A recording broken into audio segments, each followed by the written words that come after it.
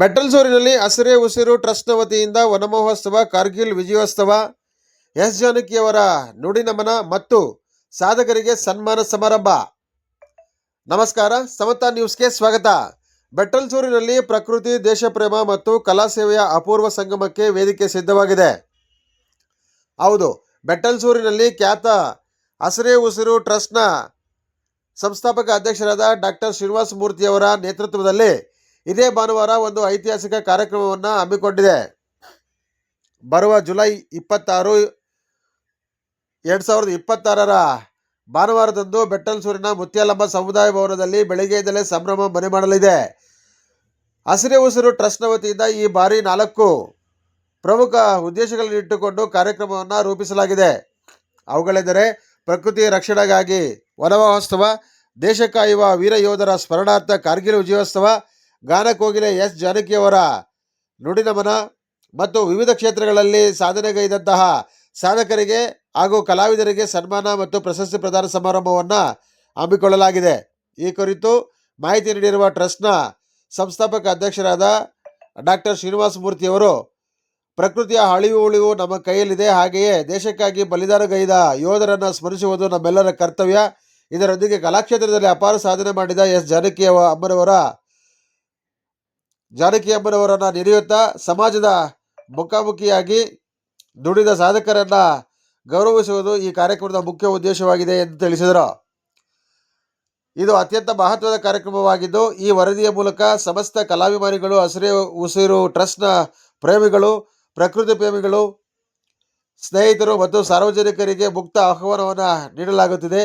ಯಾರಿಗೆ ಆಹ್ವಾನ ಪತ್ರಿಕೆ ತಲುಪಿಲ್ಲವೋ ಅವರು ಇದನ್ನೇ ವೈಯಕ್ತಿಕ ಆಹ್ವಾನವೆಂದು ಭಾವಿಸಿ ಹೆಚ್ಚಿನ ಸಂಖ್ಯೆಯಲ್ಲಿ ಆಗಮಿಸಿ ಕಾರ್ಯಕ್ರಮವನ್ನು ಯಶಸ್ವಿಗೊಳಿಸಬೇಕೆಂದು ಹಸಿರೇ ಉಸಿರು ಟ್ರಸ್ಟ್ನ ವತಿಯಿಂದ ಅವರ ಪರವಾಗಿ ಸವಿನಯ ಪ್ರಾರ್ಥನೆ ಮಾಡುತ್ತಿದ್ದೇವೆ. ಕಾರ್ಯಕ್ರಮದ ನೆನಪಿನಲ್ಲಿ ಜುಲೈ 26, 26ರಂದು ಮುತ್ಯಾಲಮ್ಮ ಸಮುದಾಯ ಭವನದಲ್ಲಿ ಬೆಟ್ಟಲ್ಸೂರು. ದಯಮಾಡಿ ಎಲ್ಲರೂ ಬನ್ನಿ. ಪ್ರಧಾನ ಸಂಪಾದಕರು ಅರಕೆರೆ ಮುನ್ರಾಜ್, ಸಮತಾ ನ್ಯೂಸ್, ಶಿಡ್ಲಘಟ್ಟ. ನಮನ ನೀಡ್ತಕ್ಕಂಥದ್ದು ನಮ್ಮ ಕರ್ತವ್ಯ. ಆದ್ರಿಂದ ನಮ್ಮ ಡಾಕ್ಟರ್ ಶ್ರೀನಿವಾಸ ಮೂರ್ತಿ ಅವರು ಈ ಒಂದು ಕಾರ್ಯಕ್ರಮ ಮಾಡ್ತಾ ಇದ್ದಾರೆ. ಅವರಿಗೆ ನನ್ನ ಪರವಾಗಿ, ನಮ್ಮ ಕರ್ನಾಟಕದ ಪರವಾಗಿ, ಇಡೀ ನಮ್ಮ ದೇಶದ ಪರವಾಗಿ ಅವರಿಗೆ ನನ್ನ ಮುಖಾಂತರ ಅವರಿಗೆ ಕೃತಜ್ಞತೆಗಳನ್ನು ಕೋರುತ್ತೇನೆ. ಮತ್ತೊಮ್ಮೆ ಹೇಳಬೇಕು ಅಂದ್ರೆ, ನಮ್ಮ ಕರ್ನಾಟಕದಲ್ಲಿ ಇಂಥ ಒಬ್ಬ ಪುಣ್ಯ ಮನುಷ್ಯ ಸಾಲುಮರದ ತಿಮ್ಮಕ್ಕ ಹೋದ್ರು. ಸಾಲುಮರದ ತಿಮ್ಮಕ್ಕನ ಬದಲಿಗೆ ನಮ್ಗೆ ಸಾಲುಮರದ ಶ್ರೀನಿವಾಸ ಮೂರ್ತಿ ಅವರು ಹುಟ್ಟಿದ್ದಾರೆ. ಇವರು ಈ ಕೆಲಸ ಮಾಡ್ತಾ ಇದ್ದಾರೆ, ನಮ್ಮ ಪುಣ್ಯ. ಆದ್ರಿಂದ ಇವರು ಒಂದು ಕಾರ್ಯಕ್ರಮ ಮಾಡ್ತಾ ಇದ್ದಾರೆ. ನನ್ನ ಬಂಧುಗಳೇ, ನನ್ನ ಮಿತ್ರಗಳೇ, ಅಣ್ಣ ತಮ್ಮಂದಿರೇ, ಕಲಾವಿದರೇ, ಎಲ್ಲರೂ ಬಂದು ಈ ಒಂದು ಕಾರ್ಯಕ್ರಮದಲ್ಲಿ ಪಾಲ್ಗೊಂಡು ಈ ಒಂದು ಕಾರ್ಯಕ್ರಮವನ್ನು ಯಶಸ್ವಿಗೊಳಿಸಿ. ನಾನು ಶ್ರೀನಿವಾಸ ವಿಶ್ವಕರ್ಮ, ಕಲಾವಿದ, ಚಲನಚಿತ್ರ ನಟ, ನಿರ್ದೇಶಕ ಎಲ್ಲ ಇದೆ. ಆದ್ರೆ ನಾನು ನನ್ನ ಮೂಲಕವಾಗಿ ಏನ್ಬೇಕಂದ್ರೆ, ನಾನು ಯಾರ್ಯಾರು ಪ್ರೀತಿಯಿಂದ ಇದಿರೋ, ಆಮೇಲೆ ನನ್ನ ಕಡೆ ಕಲಾವಿದರು ಯಾರ್ಯಾರು ಇದ್ದೀರೋ, ಬಂಧುಗಳು ಯಾರಿದ್ರು, ಅಣ್ಣ ತಮ್ಮಗಳಿರೋ, ಸ್ನೇಹಿತರು ಎಲ್ಲರೂ ಬಂದು ಈ ಕಾರ್ಯಕ್ರಮವನ್ನು ಯಶಸ್ವಿಗೊಳಿಸಬೇಕು ಅಂತ ಈ ಮೂಲಕವಾಗಿ ನಾನು ಕೇಳಿಕೊಳ್ಳುತ್ತೇನೆ. ಜೈ ಹಿಂದ್, ಜೈ ಕನ್ನಡ, ಜೈ ಭಾರತ ಮಾತೆ. ಸರ್, ಈಗ ಹಸಿರೇ ಉಸಿರೇ ಒಂದು ಚಾರಿಟಬಲ್ ಟ್ರಸ್ಟ್ ವತಿಯಿಂದ ಒಂದು ಕಾರ್ಯಕ್ರಮ ಮಾಡ್ತಾ ಇದ್ದೀರಾ. ಆ ಕಾರ್ಯಕ್ರಮದ ಬಗ್ಗೆ ಮಾತಾಡಿ, ಏನಂತ. ಬಂಧುಗಳೇ, ಎಲ್ಲರಿಗೂ ನಮಸ್ಕಾರ. ನನ್ನ ಹೆಸರು ಬೆಟ್ಟಲ್ಸೂರು ಡಾಕ್ಟರ್ ಶ್ರೀನಿವಾಸ ಮೂರ್ತಿ. ಇದೇ ತಿಂಗಳು 26/7/2026ರಂದು ನಮಗಾಗಿ ಗಡಿಯಲ್ಲಿ ನಿಂತು ಹೋರಾಡುತ್ತಿರುವ ಸೈನಿಕರಿಗೋಸ್ಕರವಾಗಿ ಕಾರ್ಗಿಲ್ ವಿಜಯೋತ್ಸವ, ವನ ಮಹೋತ್ಸವ, ನಾವೆಲ್ಲ ಕಾಡನ್ನೆಲ್ಲ ಕಡ್ದು ನಾಡು ಮಾಡ್ತಾಯಿದ್ದೀವಿ. ಹಂಗಾಗಿ ಅದಕ್ಕೋಸ್ಕರ ಒಂದು ವನ ಮಹೋತ್ಸವ ಮಾಡ್ತಾಯಿದ್ದೀವಿ. ಗಾನ ಕೋಗಿಲೆ ಎಸ್ ಜಾನಕಿ, ಭಾರತ ರತ್ನ, ನಮ್ಮೆಲ್ಲರ ಆರಾಧ್ಯ ದೇವತೆ ಎಸ್ ಜಾನಕಿ ಅಮ್ಮನವರ ನುಡಿ ನಮನ ಕಾರ್ಯಕ್ರಮ ಹಗಲಿರುಳು ನಮ್ಮ ನಾಡಿಗೆ ಶ್ರಮಿಸ್ತಾ ಇರೋಂಥ ಸಾಧಕರಿಗೆ ಮತ್ತು ದಾನಿಗಳಿಗೆ ಸನ್ಮಾನ ಸಮಾರಂಭ ಇಟ್ಕೊಂಡಿದ್ದೀವಿ. ಸ್ಥಳ ಬಂದು ಬೆಟ್ಟಲ್ಸೂರು ಶ್ರೀ ಗ್ರಾಮ ದೇವತೆ ಮುತ್ಯಾಲಮ್ಮ ಸಮುದಾಯ ಭವನದಲ್ಲಿ. ಸಮಯ 10:30ರಿಂದ 3 ಗಂಟೆ ತನಕ. ತಾವೆಲ್ಲರೂ ಬಂದು ಸೈನಿಕರಿಗೆ ನಮಗಾಗಿ ಗಡಿನಲ್ಲಿ ನಿಂತು ಇವತ್ತು ಪ್ರಾಣ ನಾವು ಬದಿಗೊತ್ತಿ ಸೇವೆ ಮಾಡ್ತಾರೆ, ಅವನ್ನೆಲ್ಲರನ್ನು ಸ್ಮರಿಸೋದಕ್ಕೋಸ್ಕರ ಈ ಕಾರ್ಯಕ್ರಮ ಇಟ್ಕೊಂಡಿದ್ದೀವಿ. ದಯಮಾಡಿ ಯಾರು ಅನ್ಯತೆ ಭಾವಿಸ್ಬೇಡ್ರಿ. ಇದೇ ನಿಮಗೆ ಆಹ್ವಾನ ಪತ್ರಿಕೆ ಅಂತ ತಿಳ್ಕೊಂಡು ತಾವೆಲ್ಲರೂ ಬಂದು ಆ ಅಮ್ಮನಿಗೊಂದು ನುಡಿ ನಮನ, ಆ ಯೋಧರಿಗೊಂದು ನುಡಿ ನಮನ ಸಲ್ಲಿಸಿ ಕಾರ್ಯಕ್ರಮನ ವಿಜೃಂಭಣೆಯಿಂದ ಮಾಡೋಣ. ಬೆಳಗ್ಗೆ ಉಪಹಾರ, ಮಧ್ಯಾಹ್ನ ಊಟದ ವ್ಯವಸ್ಥೆ ಕೂಡ ದಾನಿಗಳು ಮಾಡಿರ್ತಾರೆ. ಇದಕ್ಕೆ ಹೆಚ್ಚು ದಾನಿಗಳ ಸಹಕಾರ ಕೂಡ ಇರುತ್ತೆ. ತಮ್ಮ ಕೈಲಂತ ಸೇವೆ ಮಾಡ್ತಾ ಈ ಪ್ರಕೃತಿನ, ಈ ದೇಶನ, ನಮ್ಮ ಭಾಷೆನ ಉಳಿಸುವಂಥ ಕೆಲಸ ಮಾಡಬೇಕು.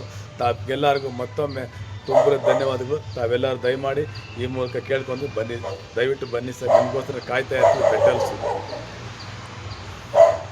ಈಗ ಕಾರ್ಯಕ್ರಮ ಮಾಡೋದಕ್ಕೋಸ್ಕರ ಮುಖ್ಯ ಉದ್ದೇಶ ಏನು ಸರ್? ನಮ್ಮ ಉದ್ದೇಶ ಅಂದರೆ ಇವತ್ತು ನಾವು ಸೈನಿಕನ ಕಳ್ಕೊತಾ ಇರ್ತೀವಿ. ಅವ್ರ ಹೆಂಡ್ತಿನ ಮಕ್ಕಳನ್ನ ನಾಡನ್ನು ಬಿಟ್ಟು ಗಡಿ ಕಾಯ್ತಾ ಇರ್ತಾರೆ. ಅವರು ನಮಗೋಸ್ಕರಾಗಿ 585 ಜನ ಸೈನಿಕರು ಪ್ರಾಣ ಕಳ್ಕೊಂಡ್ರು. ಯಾರ ಮಕ್ಕಳು ಅವರು? ನಮ್ಮ ಕರ್ನಾಟಕದ ಗುರು ಅಂತ ಒಬ್ಬ ವ್ಯಕ್ತಿ ಕೂಡ ಆ ಮೂಮೆಂಟ್ ಸತ್ತೋಗ್ಬಿಟ್ಟಿದ್ದಾರೆ. ಅವನ್ನೆಲ್ಲ ಸ್ಮರಿಸಬೇಕು, ಗೌರವಿಸಬೇಕು, ಪೂಜಿಸಬೇಕು. ಪ್ರತಿಯೊಬ್ಬರು ಈ ಹಬ್ಬನ ನಾಡು ಹಬ್ಬ ಅಲ್ಲ, ರಾಷ್ಟ್ರೀಯ ಹಬ್ಬ ಅಂತ ಘೋಷಣೆ ಮಾಡಬೇಕು ಅಂತ ನನ್ನ ವಾದ. ಓಕೆ, ಈ ಕಾರ್ಯಕ್ರಮ ಎಷ್ಟು ಜನ ಸೇರ್ಬೋದು ಅಂದ್ಕೊಂಡಿದ್ರೆ? ಯಾರ್ಯಾರಿಗೆ ಗೌರವ ಸಮರ್ಪಣೆ ಮಾಡ್ತಾಯಿದ್ರೆ ಏನು ಸಾಧಕರಿಗೆ ಅಂತ? ಸರ್, ಈ ಕಾರ್ಯಕ್ರಮದಲ್ಲಿ ಯಾರು ನಾವು ಭಾರತೀಯರು ಅಂತ ಹೇಳ್ತಾರಲ್ಲ ಅವರೆಲ್ಲ ಬರ್ತಾರೆ. ಯಾರು ಜಾನಕಿಯಮ್ಮ ಅಭಿಮಾನಿ ಇರ್ತಲ್ಲ ಅವ್ರು ಬರ್ತಾರೆ. ಯಾರು ಪರಿಸರನ ಪ್ರೀತಿಸ್ತಾರೆ, ಪೂಜಿಸ್ತಾರೆ, ಗೌರವಿಸ್ತಾರೆ ಅವರೆಲ್ಲ ಬಂದೇ ಬರ್ತಾರೆ. ಈಗ ಸಾಧಕರಿಗೆ ಸನ್ಮಾನ ಅಂತ ಇಟ್ಕೊಂಡಿದ್ರಲ್ಲ, ಹೌದು ಸರ್. ಸೊ ಯಾವ ಸಾಧಕರಿಗೆ ಅಂತ ನೀವು ಸನ್ಮಾನ ಮಾಡಲಿಕ್ಕೆ? ಸರ್, ನಮ್ಮ ಸೈನಿಕರಿಗೆ, ಹಾಲಿ ಸೈನಿಕರು, ಮಾಜಿ ಸೈನಿಕರಿಗೆ ಒಂದು ಪ್ರಶಸ್ತಿ ಕೊಡ್ತಾರೆ. ಭಾರತ ಮಾತೆ ವೀರ ಪುತ್ರ, ಏನು ಹೇಳಿ, ಭಾರತ ಮಾತೆ ವೀರ ಪುತ್ರ ಕೊಡ್ತಾ ಇದ್ದೀವಿ. ಜಾನಕಿ ಅಮ್ಮ ಅನೇಕ ಸಿಂಗರ್ಸ್ ಇದ್ದಾರೆ, ಅವ್ರಿಗೆ ಜಾನಕಿ ಅಮ್ಮ ಪ್ರಶಸ್ತಿ ಕೊಡ್ತಾ ಇದ್ದೀವಿ. ಉಳಿದಂಥ ನಮ್ಮ ಸಾಧಕರಿಗೆ ಕೃಷಿ ರತ್ನ, ಪರಿಸರ ರತ್ನ ಅಂತ 4 ಪ್ರಶಸ್ತಿನ ಮಾಡಿ ಅವರೆಲ್ಲರಿಗೂ ಸಮ್ಮರ್ಸ್ಬೇಕು ಅಂತ ಅಂದ್ಕೊಂಡಿದ್ದೀವಿ. Okay, thank you.